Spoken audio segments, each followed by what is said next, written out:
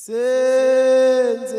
na Tina Senzeni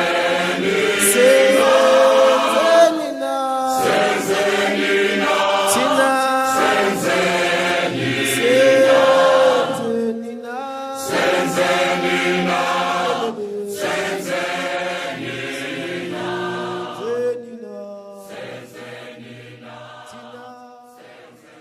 So, 10 years, I mean, my job as a moderator is made easier when my panel members disagree. 10 years ago, I would have relished it, but as I'm approaching 40, I'm not interested in apparent disagreement, but in genuine disagreement. So I want to explore what looked like disagreement between the two of you, Kopano and Loveland, and I wonder whether, whether there's genuine disagreement there. And I will give each of you a minute. And it's very simple. I mean, I cannot imagine the Kopano that I know and whose work I know being oblivious to a couple of obvious things. A, we need South African specific epistemologies. We all know that. Secondly, structural analysis is critically important. And that, of course, we need to center black personhood, and language matters. And the danger of talking about black bodies is that you re-inscribe the public space with ways in which white people gaze us. Right? So I want you to comment on that. I think Lovely is spot on, but I want to give you the opportunity to just be very clear on where you are on those issues. And in turn, Loveland, I want you to just reflect for me again on the place of emotion and affect and feeling, because I cannot imagine, and I wouldn't want this audience to misunderstand you, the Loveland that I know, to be sacrificing the centrality of the emotional completeness of the black experience in order to foreground the things that you did so compellingly. So let's start with you, Kopano. Well, you took Hold all hands. Are we going to hold hands for this? you see, this just took all my arguments precisely. I mean, clearly and obviously, I mean, I should say this, and let me just give a punt here. My new book coming out in September is called "The World Looks Like This From Here." It's about African-centered thought. It's reading black scholars, African scholars. So absolutely. I mean, we have 8 minutes to 10 minutes. So I'm talking about feelings and structures of feelings, which are not outside of material structures. So we agree. But here's one thing, perhaps there might be some disagreement. The last point you mentioned. Well, when do we talk about bodies then? When do we talk about black bodies? Perhaps what you're saying, what we're saying, and I'm aware of this, that there are certain conversations black people have to have with each other in certain spaces, including about their own bodies, that perhaps you should be quite careful in constructing those spaces. That's important, because we have to talk about bodies, about our feelings, about our sensations, because the very idea of feeling while black is a dangerous idea, actually. To feel while you're black, to be aware of your own feelings about, and I give the ending is not what you'd expect. Let me give you a quick example. I live in a suburb called Pinelands. I've lived there for close on 20 years. Things have changed over time about, well, I guess how I'm seen, how I feel, perhaps it's my own feelings, but how I feel I'm seen. So I walk to the shops at all times when I want to buy Eusebius column and Friday papers or Sunday papers. A few weeks back, I'm walking back from the shop and I'm reading the newspaper. I can see at the corner of my eye a dog coming. You know, black people and dogs, you know that, right? But I have learned not to be afraid of dogs, for some reason. So the dog is coming to me, and I continue reading. I'm walking and reading, and then suddenly the dog is next to me, and I squirk, I jump, and the man who's running with the dog stops and turns towards me. He says, "Why are you afraid?" He comes and challenges me. I was flabbergasted. I'm saying, I saw the dog, I'm ignoring the dog, I'm just walking, I'm reading the paper. You know, it was a reaction, it was an instinctive reaction. And he comes close, and I can feel my body, and I haven't fought in, I don't know, since I was a teenager. He's coming towards me. He says, "You people, what's wrong with you?" He is blaming me for feeling. for my sensations. This white man is coming to me, and I say, what are you saying? Are you saying I can't feel? And I walk to him. Oh man, I run a unit on nonviolence, basically. You have to understand this. My unit I used to run, it's called Violence, Injury, and Peace. I think about injurability, black bodies all the time. I'm walking to this man, I'm saying, is this going to be a fight here with this man in public on a Sunday? Whoa! And as soon as our chest about to come to each other, something happens in him. He stops. He says, where do you live? I say, around the corner right here. Where do you live? He says, I'm Anton. I live, I've just moved there. I says, I have been here almost 20 years. But he says, I'm sorry. I'm trembling at this moment. I was just about to, I'm trembling. So literally my feelings have just gone up. I'm thinking, something just happened in him before me. He just stopped. He just stopped and says, I'm sorry. I'm Anton. I live around the corner. What's your name? Walking back home, I'm shaking all the time. So that's what I'm talking about. That you have to be aware of your emotions. And these thoughts, of course, the emotions are connected to the feelings, the body, to the structures where I live. That's why I started, where I live. That some people can deny a simple feeling of instinctive reaction to a dog that just came close to you. So, Beautiful story. Thank you. So I don't think that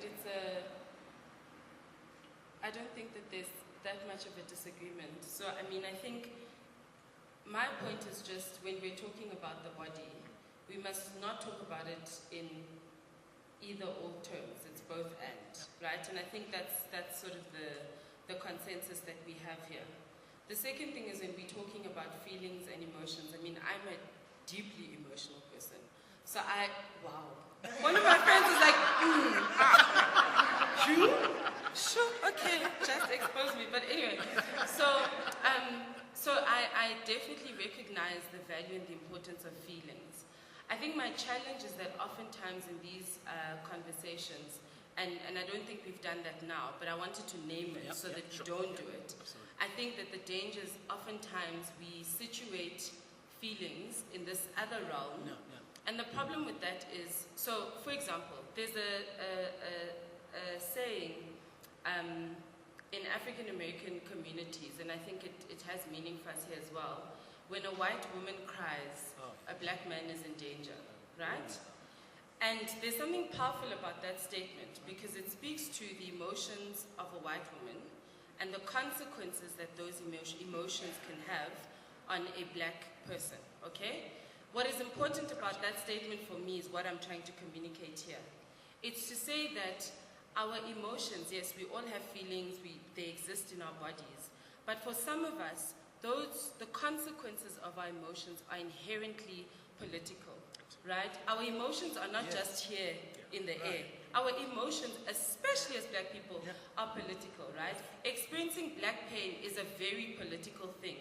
It's very different from like if someone pinches you, what is guys? Prick. Yes. That's the word. If someone pricks you with a pin and you go, ouch, right? Okay, sharp, it's okay, that's fine. But if nobody's pricking you and you're still in pain, there's a conversation that we need to have about why I'm still in pain, but as I'm sitting here right now, nobody's pricking me. And it speaks to that transferability, that generational nature, right? And how trauma is transferred over time. The point though is we can't I don't want us to sit and get stuck in the conversation around trauma and our bodies and our feelings, because exploring trauma doesn't call for the fall of neoliberal capitalism. It does not. And yet neoliberal capitalism aligned with racism and patriarchy is actually the reason why the black body is in the kind of pain that it's in. And that's for me the depth of the analysis that we need to do.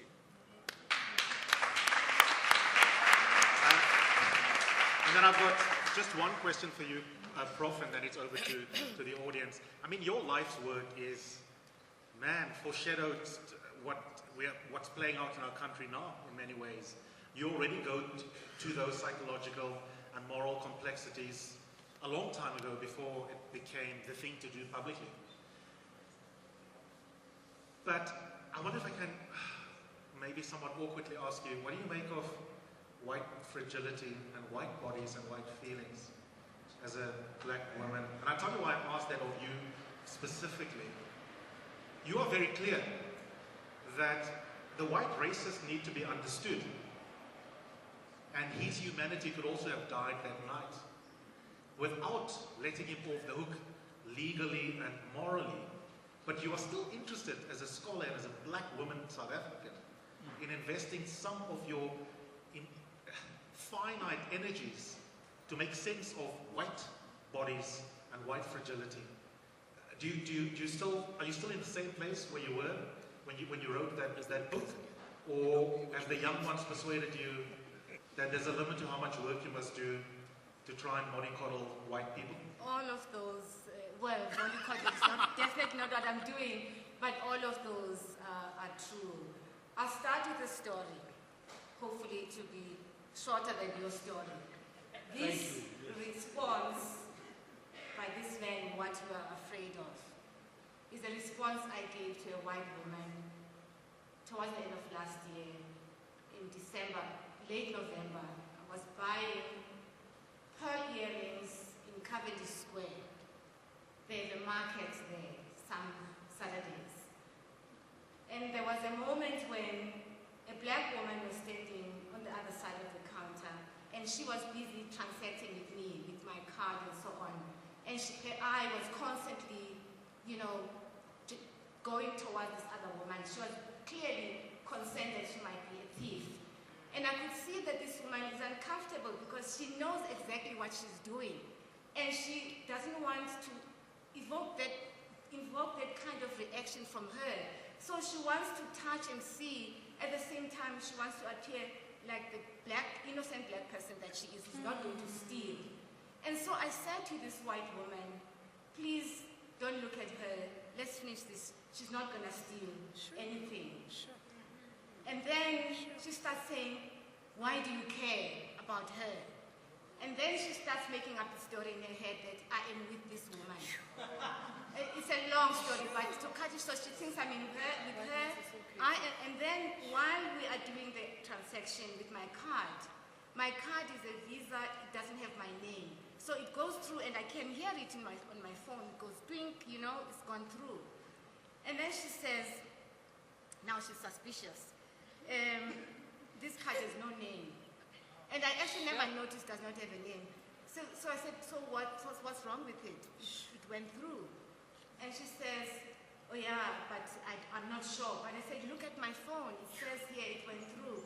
And this paper is printing to say it went through. And it's actually like going through a long printing thing. She still doesn't trust the technology.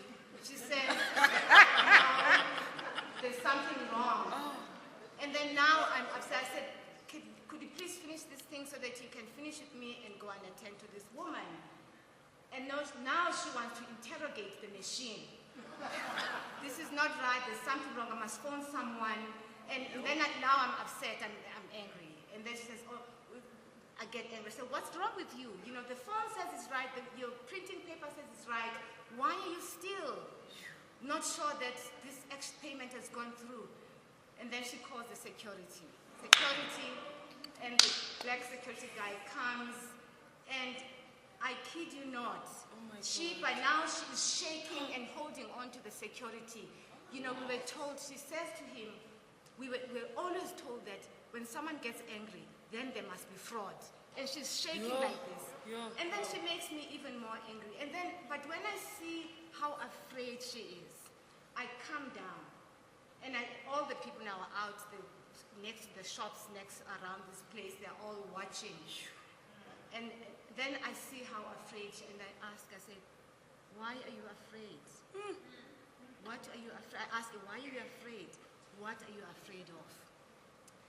So that little story really takes us back to the original point I made about how racism is unconscious. And the layers of racism are multiple. There are the layers of fear, the layers of distrust, the layers of power, the layer of supremacy.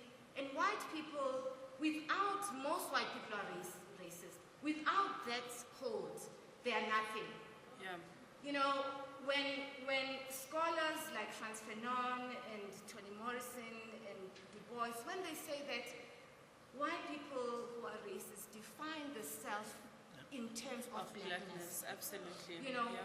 so that is instilled in the mind, even with young ones who have not lived through apartheid.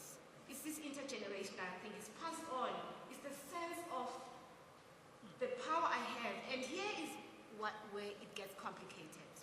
We all get excited about integration, you know, hostels, residences are integrated, Model C schools are integrated. I have observed what I call the problem of proximity. Yes.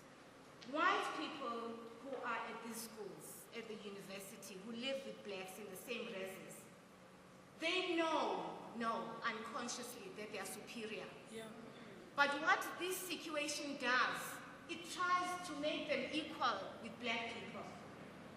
This is, it confuses, I don't mean confuses the English sense of the word, but it complicates the thinking in the mind of who they are. Yes. And so when that happens, all sorts of things unfold, including white fragility, those issues, the denial of whiteness, the denial of complicity, you know, of accountability, all these processes of denial. Why? Because they are undoing the very definition of self. Sure. And what we are doing by bringing them close to each other, we're giving them an experience which is so contrary to what they are supposed to know about what it is to be a self. That is where it becomes complicated, because on the other hand, black people who come to these institutions and they live side by side whiteness, for them, black people know that we come from disadvantaged backgrounds. We are poor, we cannot afford, we're here because of NEFSAS and other scholarships, but I did not know how poor I am. Because now they are face to face with privilege. Sure. And they are encountering But Prof, privilege. I want to go to the audience, but I just want to press you on that. Given the psychosocial complexity that you've just articulated about that white woman you interacted with, when you leave the store, not theoretically, when you left the store, what emotions in relation to her did you feel? Was it compassion?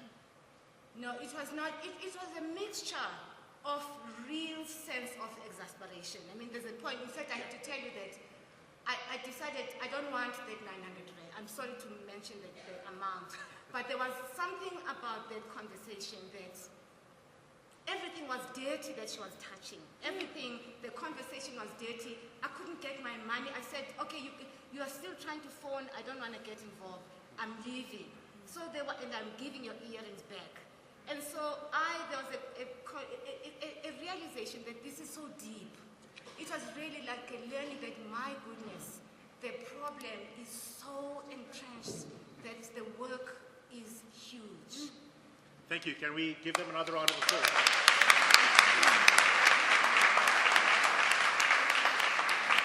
Okay, we've got a couple of mics. We'll just take a couple of rounds. Your mic isn't working. Is it not working? No, it is. Somebody switched it off. I've been silenced. And I think it's about time. If you just put up your hand, I'll recognize you. We'll get some mics around the room. Just tell us your name and then have your intervention. We'll take 5, 6 and come back to our panel members. We'll do it 2 or 3 times and then we'll close after that.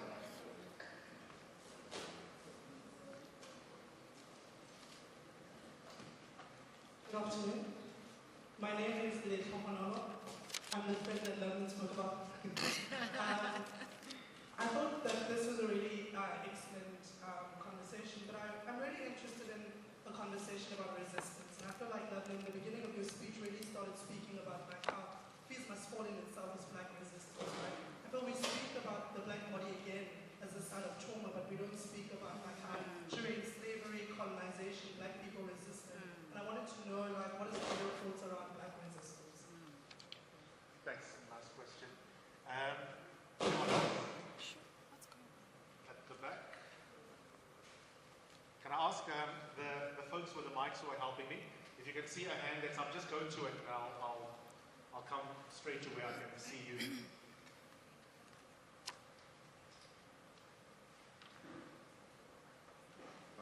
My name is Paul. I'm with the CIE. I'm from the English part of Cameroon. I've lived in various countries in the world. Now I'm in South Africa. And the discussions, to me, it seems to have some confusion. Either we're talking about black or women and the rest, but the question that is coming to my mind actually is even the topic. The black body is still a target of oppression. Why not the black body? Why not the human body? Because the history of mankind shows that humanity has always oppressed another. Which other? No matter whether you're white or you're black. Which other? And I know from my country that though we are all blacks, one tribe always feels superior to another. It is not written anywhere, but it continues from one generation to another, and it is handed down.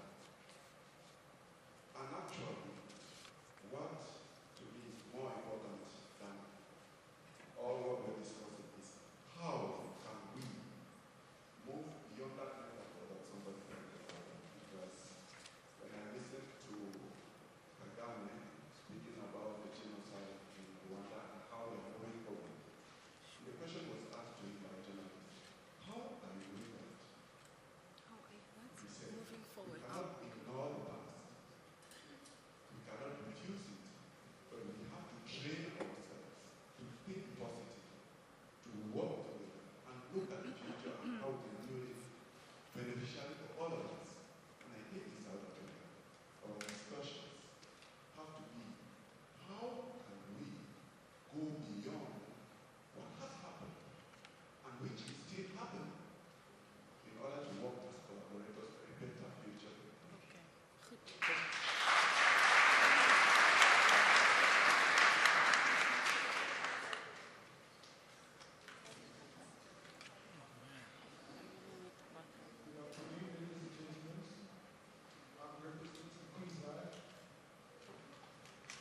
Richard. So I would like to ask guys, is liberation free? Some can say we're free physically. Some can say we're mentally free. Our minds are starved. For example, if there was two shops and one owned by a white person and the other owned by a black person, and there was a black customer, and they were both selling the same things at each shop at the same prices, the black customer will go to the white shop. Being colonized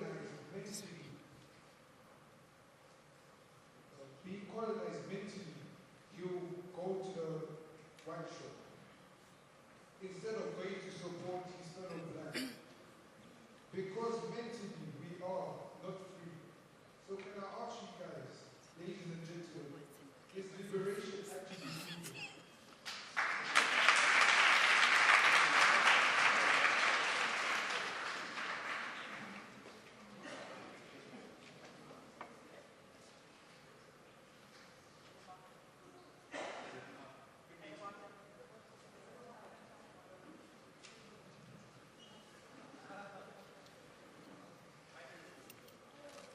The mic is not. There's another one.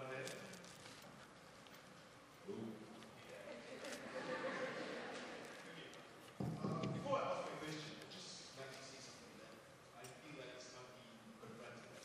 That I think the main thing that we're facing right now is would be that we're still oppressing ourselves in a certain sense. That as a youth, we're not taught to appreciate ourselves. As a black youth, more specifically, we're not taught to appreciate ourselves. In that we're black and we should appreciate that and see how that, and see sort of value in our own selves. And yeah, so I'd like to ask, how can we change that? How can we give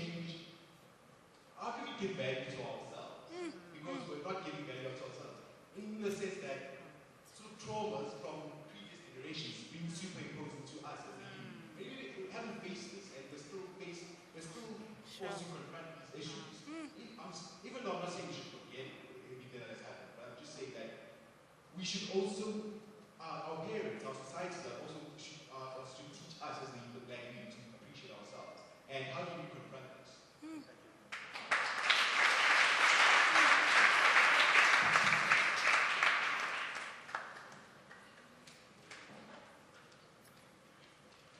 Okay, the next couple of questions I prefer women to speak. The male body is very prominent in this room. Good afternoon, everybody. My name is Ruth.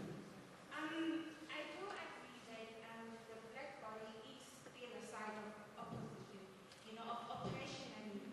The thing is, everything that's been said up until now, that it reflects to what I'm experiencing where I'm working. I'm the only black person there, and I'm a board member, but I'm treated as if I'm supposed to be the cleaning lady, and yet I'm a board member. What I've realized with us is that we have fear. We are afraid of voicing out what's happening at the moment. If somebody says to me, no, make tea, and then I don't want to make the tea, I just keep quiet and I quickly take the tray and everything, like, okay, let me go and make tea. Is that okay? No. We cannot even do inner healing because we are afraid of facing the past. How can you heal when you're afraid of voicing out about what had happened in the past? Another thing is what I've realized, we have self-entitlement. We feel that, I'm entitled to this because this happened and that happened. How are we supposed to heal as black people when we live in a state that makes people so different from, like, we're far apart, if you look at how we live, we're so far apart. I live in Soweto. Somebody next to me lives in Sandton. Everything is not a bit the same. How are we supposed to heal when everything is like that in South Africa? Is the target of oppression and inferiority. And my question is, what is it about black people that makes us susceptible to that inferiority and oppression? Sure. My name is Masima Tema, and I wanted to, I was just, about the whole thing of being black and corporate. It's very problematic, and I'm an attorney, so we don't really get to deal a lot with like racial issues. No one wants to talk about that. We don't deal with that. It's not approached. But I'm one of two black females in a department.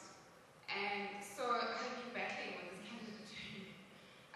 She went on leave, and I think the whole thing is about the concept of my sister's keeper. To what extent do I go to protect her? Because I don't want her to lose her job when it's time to, discuss retention and all that. But, she's messing up. But also, it's difficult. So I'm very conflicted because on the other hand, I'm picking up so much slack when she's away because I have to do her job. I'm trying so hard on her behalf because my sister's keeper, right? At what point do we also stop and check ourselves? Because it is tough. Corporate is tough. I call 11 every morning on my way to work at 5 a.m. Virtually it is. Because there is no room for me to be, this liberal individual where I can write an article that is a reflection of me within the greater society. I'm very limited to the red tape around you being an employment attorney and our clients, our employees. So what I say, what I stand to say, what I post on LinkedIn and what I can share is limited to what I stand for as a unit, what is in the interest of the company. Sure. It's very difficult. Sure. That's so hard. Must we answer all these Thank you questions? so much for your excellent interventions. We'll come back for another round, I promise you.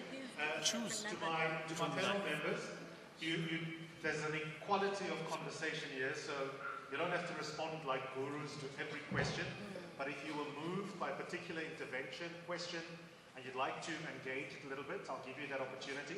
I'll give you about 90 seconds each. Let's start with you, Pumla. 90 seconds. There is a question,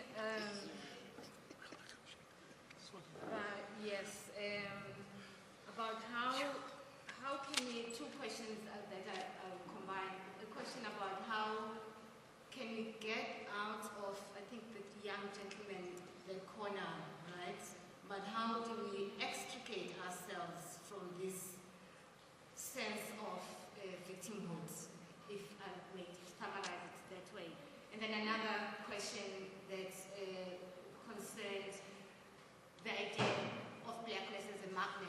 question. Yes. You know, these are questions that I think all of us worry about. And one of the quote-unquote answers, if one can venture an answer to this question, has to do with how we position ourselves in the world as Black people.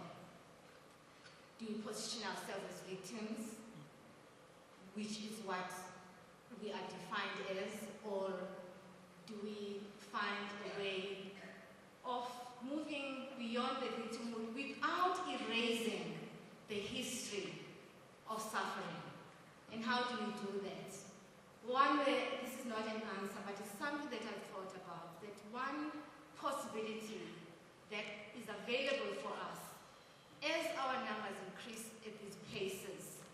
How do we reclaim the spaces, so where we are situated, so that it's not always coming into corners and complaining about how these white people are racist, but rather reclaiming the space and saying we are here, we belong here as much as we do.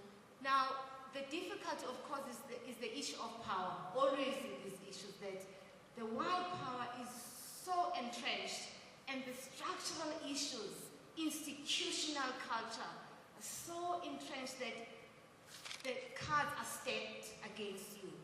However, I think as a way of moving forward, of exploring ways of moving forward, it is time that we begin to explore this alternative too. We have tried this other stuff. It's time we really confront ourselves and say, what do we do as numbers? How do we reclaim the space rather than to pull back and withdraw in our own corners? This is the challenge of the 21st century, I think, for Black people, to reclaim these spaces.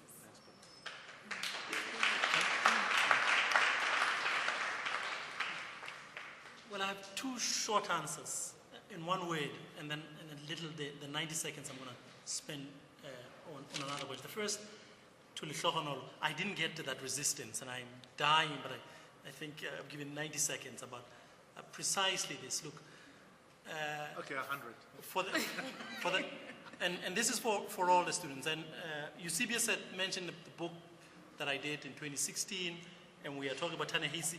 I mean, I will recommend this book. On Eusebius' show, he has mentioned this. Did you?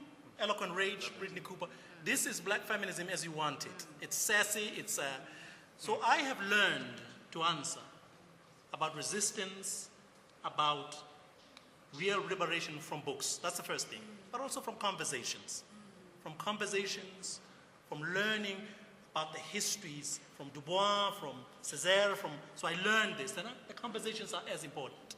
But here's what I want to spend, another quick answer before that.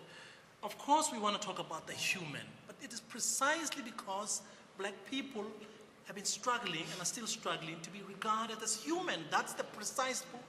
So, you know what Black Lives Matter says? Of course all lives matter. But no, we are being specific here. Because Black people are being killed, we have to talk about Black people. So, yes, that's why we talk about Black people. Here's the thing about, in a long way, about why the Black body, quote unquote, attracts oppression. I mean, you can date it, really. 1492. In 1492, something happens in the history of the world. What is called colonial modernity comes into play. Colonial modernity defines the Black person outside of the circle of the human. It defines the Black as the non-human. And so at that moment, everything that's written, including when white people don't mention that they are talking as white people, difference is at the center of modernity, of capitalism, of exploitation, including exploitation of the environment, including exploitation of white women. So white patriarchy doesn't only exploit Black people because it is so ravenous, so ravaging. It wants to kill everything in its pathway. But it starts in 1492 when it cultivates other human beings as outside of sympathy, of feeling, of structures of life. And so at that moment, you have to then start working back. Can we imagine how many years we have to get to that point? So it's a long, long, long struggle to get to that point where the slave loves the slave and the slave becomes human.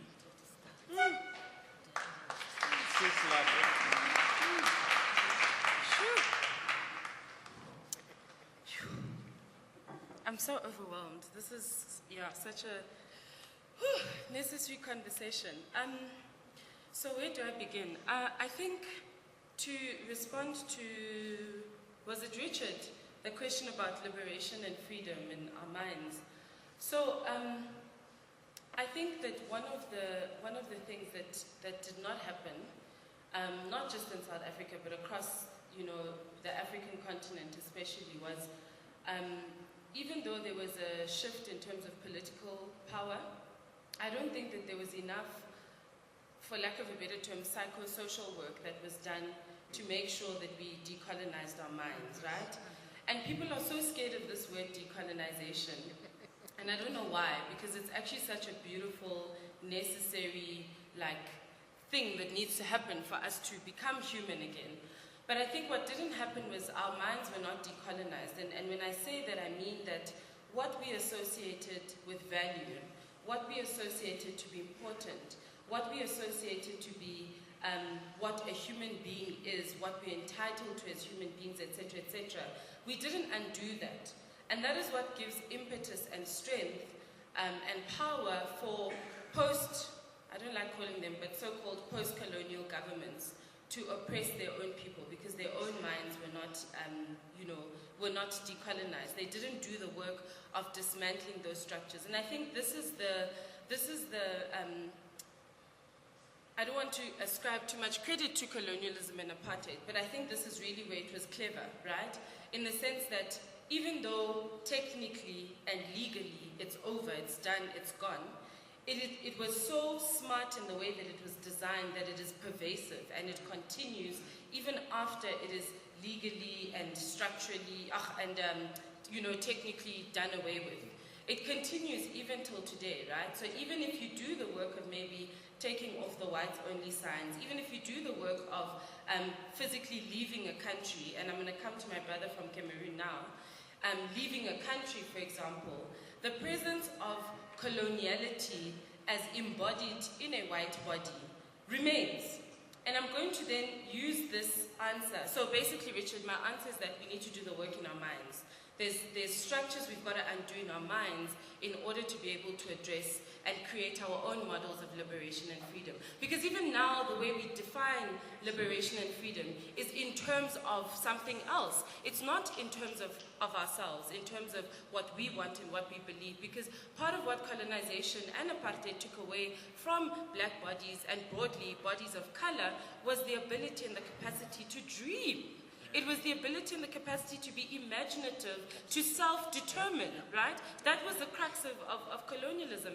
And so we've got to do that work in our own minds of deconstructing and dismantling in order to be able to really imagine what our own freedom and liberation can look like.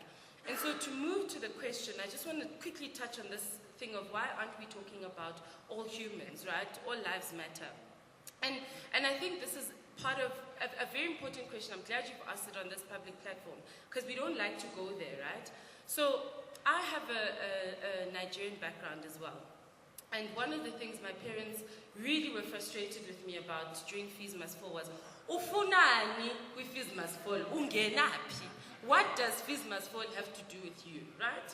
And in their minds, right, black people in government, black people in the country, therefore, problem, black people, right? The problem is not whites. Cool, no problem.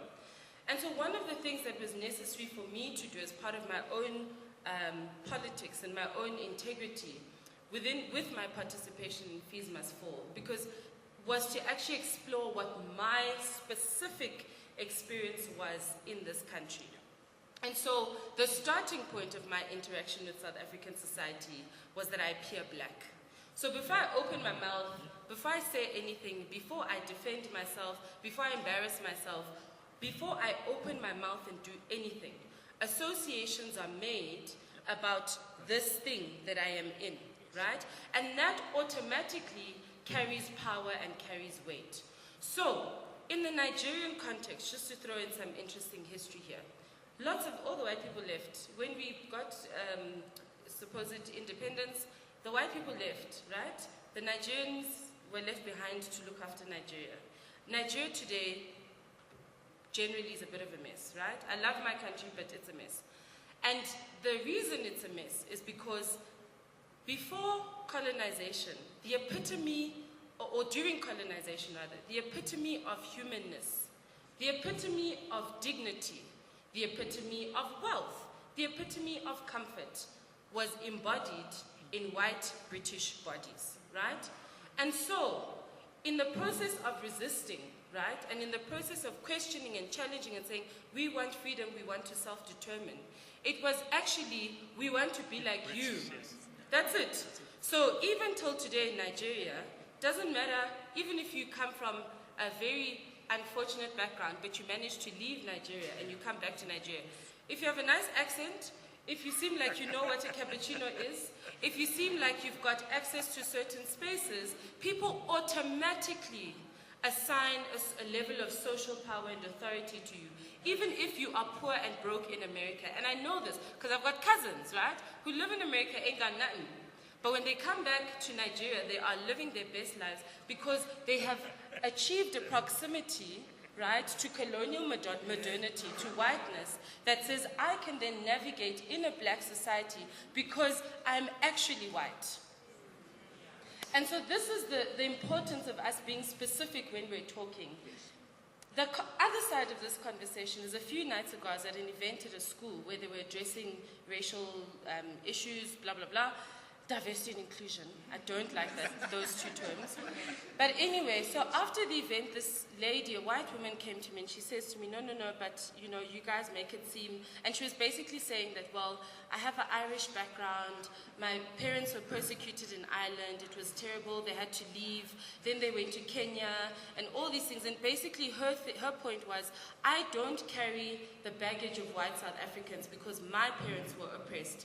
And I said to her, what happened when your parents left Ireland? What happened when they left Ireland? They were fine, right? Because everywhere else that they navigated in the world, they appeared as white, and that has global social currency.